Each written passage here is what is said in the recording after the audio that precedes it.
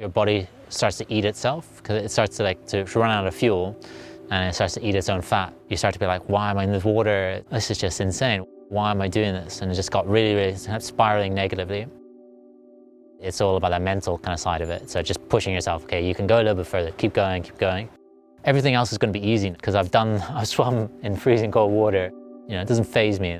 You know it's going to hurt at some stage, yet you're willing to expose yourself to that pain. So what's really unique about endurance performance is that kind of element of how do I manage my thoughts? There's so much time to think. So when those kind of demons might arrive, how do you manage those demons? Some people undertake extreme endurance activities because of something that they have control over. They have a very clear reason, and it's because they want to do it. They enjoy the exercise. They enjoy kind of those challenges when we think about managing pain. They just love it. Some other people, they do it because of the community around it. There will be highs and there will be lows. Being able to navigate and manage that is a real psychological strength. Completing these endurance events, we learn psychological techniques that can be used in our lives outside of sport. So understanding that we have an end goal, but we need to have a journey towards getting towards that end goal and recognising those small achievements along the way. You know, when we think about reflecting on reasons why you're doing it, having that kind of intrinsic motivation that comes from within, managing those negative thoughts, the perseverance, the grit to keep going, but also, yes, I might feel uncomfortable, I feel tired, but I can push through that, can be types of things that can be really helpful in other areas of life. I'm Kevin Murphy. I'm known as King of the English Channel. I've swum the Channel 34 times, and within that 34 there are actually 3 doubles and 28 singles. People want to challenge their human frailties. I know I can beat the demons in my head which say, you can't do this. I know I can beat those. More people have climbed Everest than they have swum the Channel.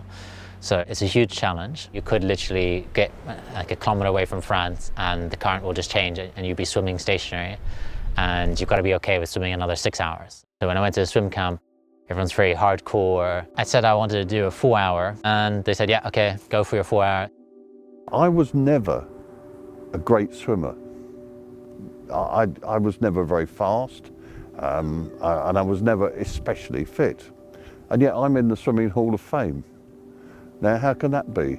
Well, it's because I had that willpower, that mental toughness to be able to carry on. And that's what I try to instill in all the swimmers that I train.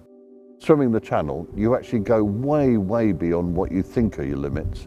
It's not really a physical thing so much as a mental thing.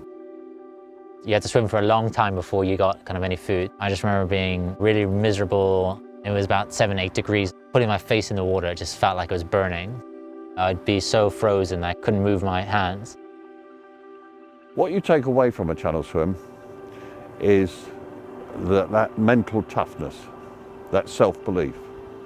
You also take away a physical development of your body. I had an artery that ruptured. Because my heart was so strong and so big, a much bigger muscle than normal because of the swimming, that's why I'm here. I wouldn't have survived otherwise. If we know that we've been able to overcome hard times, we've been able to push through some of those difficulties, then we know we can do it again. What motivates us is very different for each individual person. In terms of extreme endurance activities, it's an opportunity for individuals to test their limits and to see where their boundaries are. My next challenge is probably going to be my business or going on to do another kind of sports swim. And so if you think about life, take that kind of mental attitude of saying, you know, 50% of life is just saying that you can do it or you will do it, but you just have to believe it.